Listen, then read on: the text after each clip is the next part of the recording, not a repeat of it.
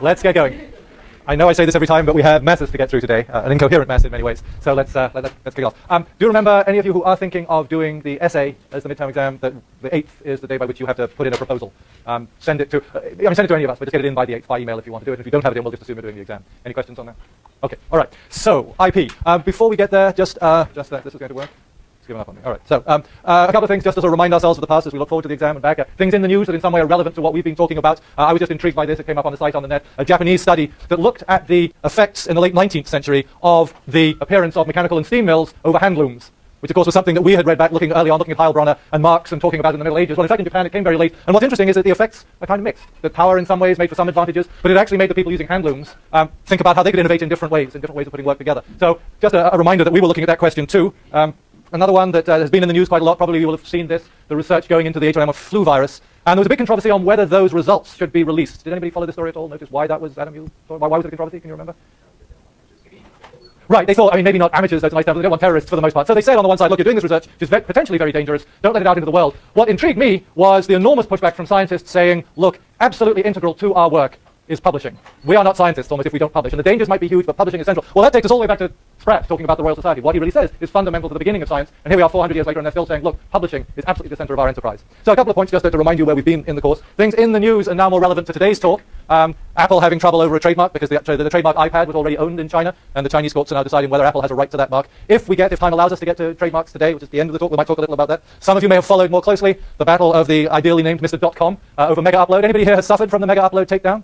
Yeah, a few hands going up, all right. Are you sure your data was safe? That's one of the questions. Who has control of the data that Mega Upload had? The US at the moment is trying to extradite Mr. .com. So that's a little look at that. And then also in the news, it's always in the news at this time of year, they release how many patents. It's always gazillion patents, and for the moment IEM is always at the top. But you start to see that it isn't, as it used to be in the US, predominantly American companies that are filing patents over here. It's foreign companies. And that's one of the issues that I wanted you to look at in the assignment and that I want to discuss today, is that IP in particular starts to show us global aspects of the world from quite an early stage. Not only from the 19th century with the two pieces that you read, but elsewhere. And so we see it again, Google coming up against European laws, this time not so much IP but privacy laws, and then putting the stretch on Google and saying its changes to its service are probably not going to be allowable in Europe, where privacy restrictions are much stronger than they are here. So again, keep in mind as we go today, it's international questions and how much the relationship between the national and the international bears up. Our topic is IP. One of the questions is, what does IP stand for? Well, it's easy. It stands for intellectual property. Well, yes, it does, but there are other terms that come up as well. IP, does anyone know what the French equivalent is of IP? And it's a term we actually hear in English as well, and it's industrial property. Does that make any distinction here, intellectual property and industrial property? Or is the French word property industrielle? And then another issue that comes up around this, which isn't IP, and we're going to have to separate out a bit today, and was again very present, though not spoken of in those newspapers, is the French notion of the author's rights, and whether that's the same as a property right of one sort or another. So what come up here? Well, they come up with those three questions of which are included. Would you in general say that all three of those were intellectual property? Anyone want to dissent from that, or you're more or less in agreement that that's the three main pillars of intellectual property? If you think of the Constitution and what its rationale for intellectual property, does it cover all three of those? Any cause to say perhaps not? The US Supreme Court, in fact, rejected one of those. Can you guess which one it would have rejected? Yes? Yeah, it was trademarks, and why, do you think?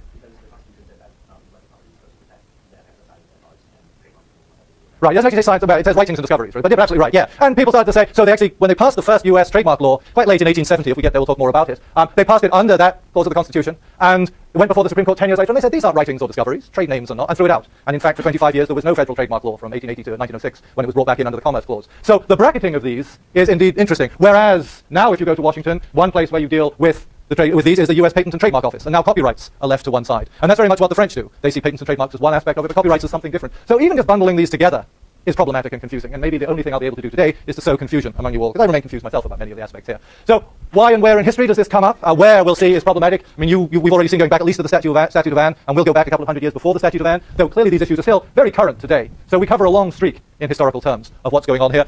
The other issue, and a couple of you in the assignments kind of said, well, this is kind of historical stuff, but it has no bearing on the present, that modern issues of intellectual property are something quite different. Whereas in fact, I think what has been extraordinary in the last 15 years is as new technologies and digital technologies have put more and more stress on what we think about intellectual property, saying, well, what are the limits and what are the boundaries? We've had to go back again and again to historical rationale to try to understand why we seem to think what we think and where these ideas come from. So here, as much as anywhere else in the course, I think history is particularly important, not only to us, but in the world in general. The courts keep going back and saying, well, what does the Constitution say? Why do we write these laws? And how long is a limited term? And questions like that. And they're all historical questions.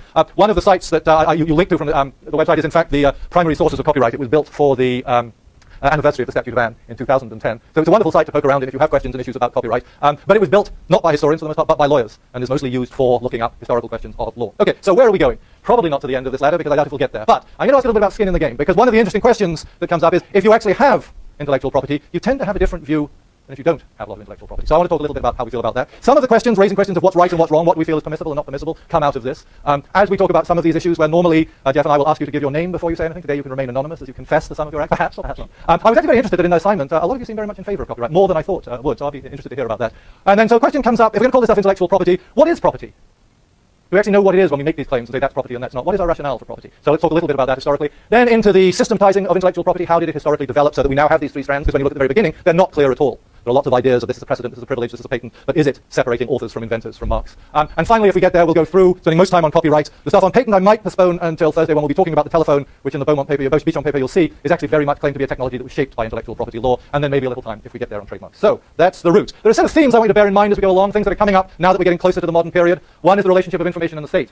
Now the state is becoming more and more from things like the Constitution, the statute. It's becoming much more involved in what we're starting to talk about now.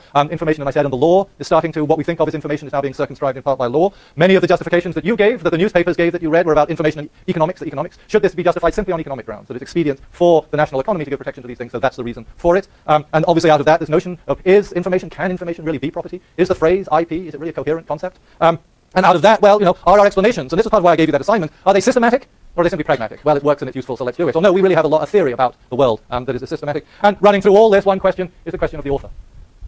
Is the author just some naturally understood notion, or is it something more problematic than that? And as you can guess, I'm going to say it's a little more problematic than that. Out of the author, cognate with the author is the term, which is very important, I think, running through this, the notion of authenticity.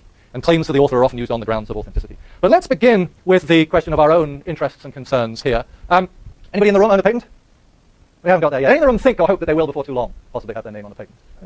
You have a trademark? I'll get there. We'll get there. We'll get there. Okay, so, in fact, Jeff, he's not here this morning. He apologized. He couldn't get here today in the morning. He's an assignee of federal patents. Okay, trademarks. Let's trademark. You have a trademark? That's right. I can ask you your name now. I'm not going to reveal anything on that. What's your trademark?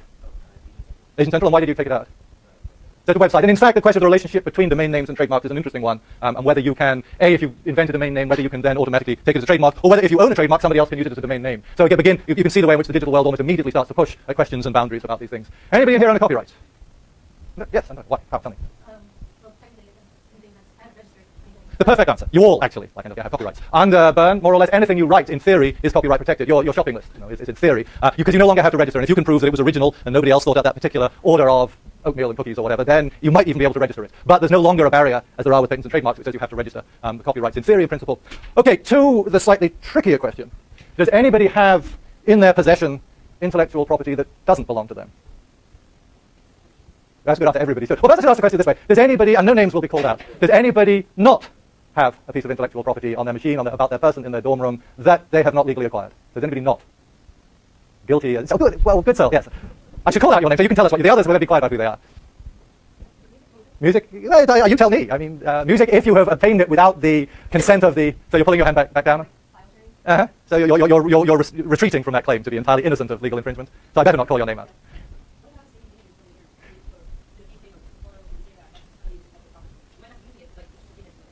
Any thoughts on that? Is that... What can that... Yes? Well, not entirely, because of course, if you put property out there, nobody's entitled to take it. But in fact, it depends a little on use, so you can make a claim of fair use. And we particularly are privileged in the world of academia. So my files are stuffed with things that I dragged off the internet just to illustrate talk, which I don't have permission for. But I'm claiming that fair use will protect me. I'm hoping no one's going to come through the door as I speak. And you might like me to be dragged off, but they wouldn't. Yes, you are.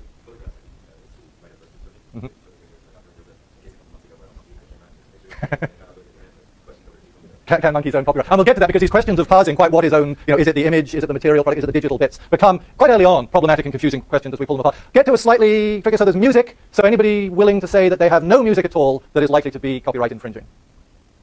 You think you're absolutely free and clear? Good. I mean, that's admirable, except it's one of the problems is it's sometimes tricky to know whether you're in the right or the wrong, but that's pretty good. I think the only person I know who actually stood up and said, I know I have nothing, was a couple of years ago, and her mother works for the RIAA as a lawyer, and she said she would kill me if I had anything on it. So she's the only one who actually knew for certain.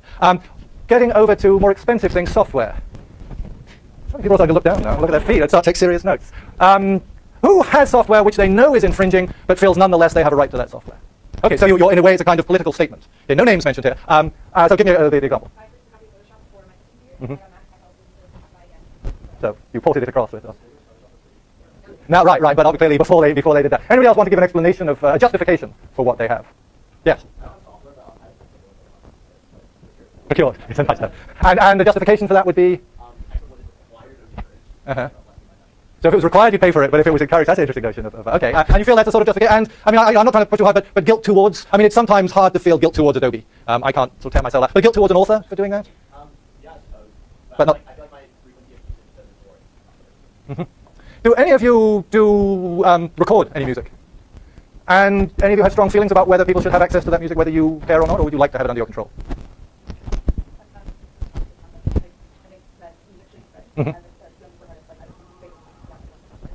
But if you could get paid for music, your ideas might be different. So you're on the Philadelphia Inquirer side at the moment. This stuff is just good that it should spread. And you too, you feel in general that you can't be, you're not worried about infringement, you're keener that it should just get out.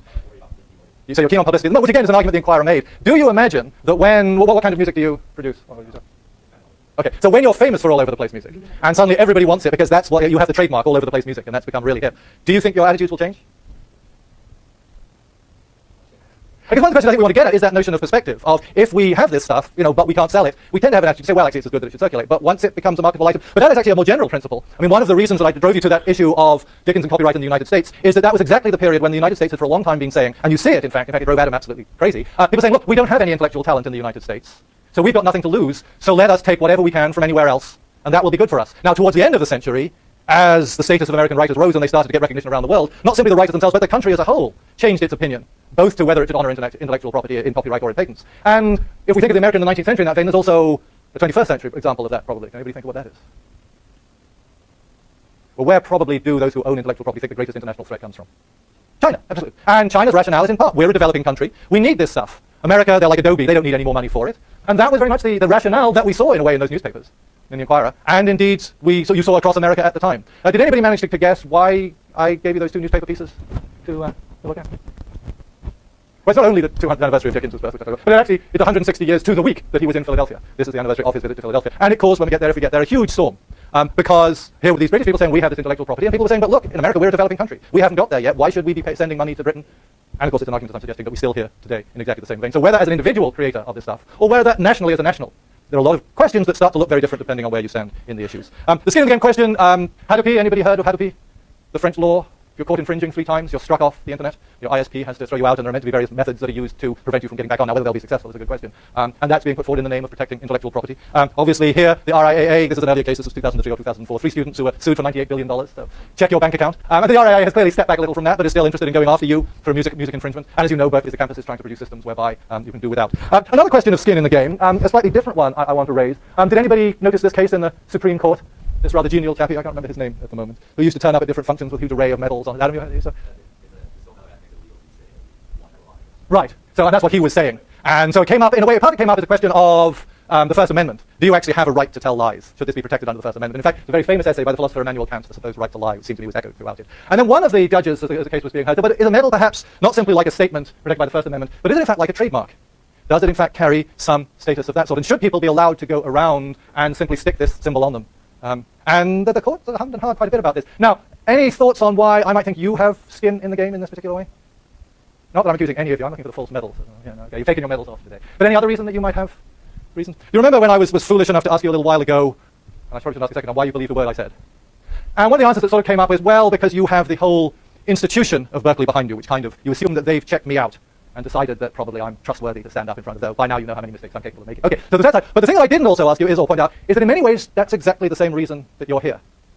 And in many ways what you may have all sorts of intellectual interests, but there's probably also the question that you want to carry away with you the same certification that I have, that you can go to employers just as I go to you and say, well, Cal has endorsed me and says that I'm intelligent enough.